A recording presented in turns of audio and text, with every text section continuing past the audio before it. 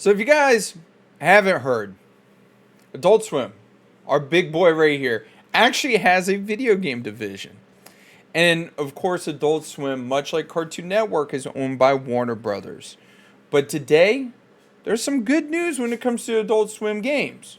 That being said, they're not going to be the big bad guy like they were planning to be a couple weeks ago. I made a video about it a couple weeks ago. I'll tag it up above somewhere, or probably at the beginning of the video. But they were planning on delisting a bunch of games and not giving the control back over to the original creators of said games. But there's been an update to the story. So let's get into it. Warner Brothers has decided not to take its ball and go home with Adult Swim games, instead returning control to the original developers. This is going to be a first, because most of the time, you don't ever hear about stories like this where the publisher just is like, you know what, here you go. And they give back the IP, the rights back to the original creators. And that, to me, this right here is a big W on Warner Brothers' part. And like it says right here, a rare, logical, and low effort gesture of goodwill from the from the company. All I gotta say is, I know in the last video where I was speaking about this in the beginning, the guy said that it takes two pieces of paper and $50, and he was like, I'm willing to do that to get my game back.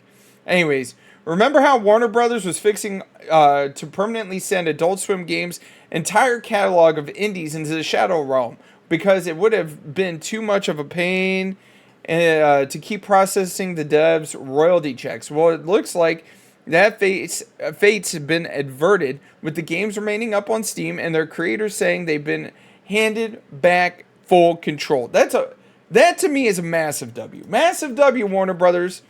Duck Game is safe. Creator Landon wrote on Twitter, more details soon, but the email from Warner finally came through. The game is being returned to Corpatron along with the store page on all platforms. The game is not going anywhere. Thank you, everyone. Hoping everyone else got the same email.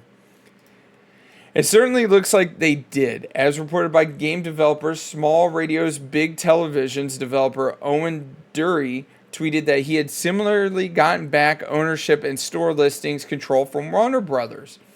A perusal of Adult Swim Games' publishing page shows its catalog alive and well, despite it having reached the 60-day delisting mark originally specified by Warner Brothers.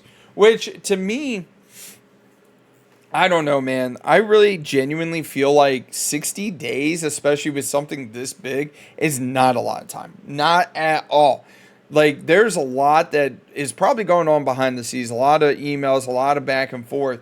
And for Warner Brothers, like I said, in the first video, it's kind of shitty of them to be like, here's 60 days. Let's make this happen.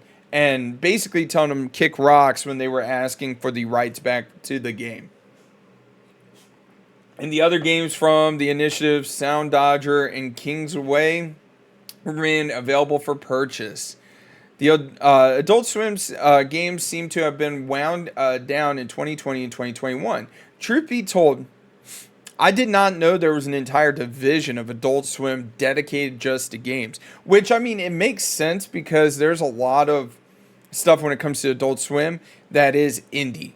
So you have a lot of indie, obviously, cartoons, indie music. That's how I found out about a lot of these small-time music guys like Oliver Tree, was Adult Swim.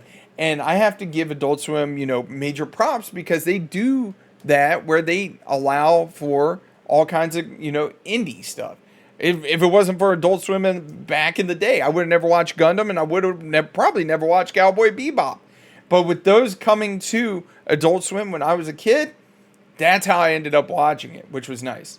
With the final nail in the coffin being parent developer Warner Brothers pivoting to free-to-play and live service games following the relative failure of Suicide Squad Kills the Justice League. The publisher initially denied developers' request that they be transferred to ownership of the game, which to me is really dumb, considering that it doesn't take a lot to transfer, especially indie games, in Steam. I covered that in the last video. claiming that it made the Universal decision not to transfer the games back to the original studio and did not have the resources to do so, which is bullshit. I'm waving the bullshit flag because, like, you're Warner Brothers. You definitely have the resources to do so. So all is well that ends well, I guess. But will publishers ever stop threatening to do the same thing?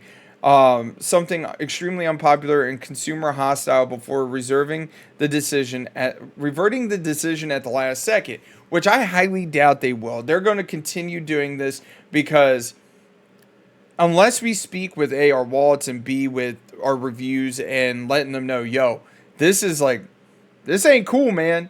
They're going to do whatever they do. They don't care. They're all about the bottom dollar. It's been an incredible few weeks seeing that practice in action, and we've got no reason to believe that we'll let up anytime soon. It is what it is.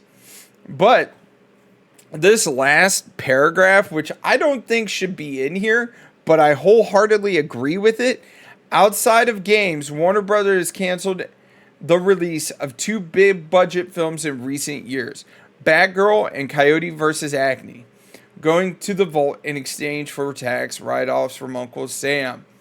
Which, to me, films that do end up like this and do get written off and do get vaulted and they do get a tax write-off, why not release it for free?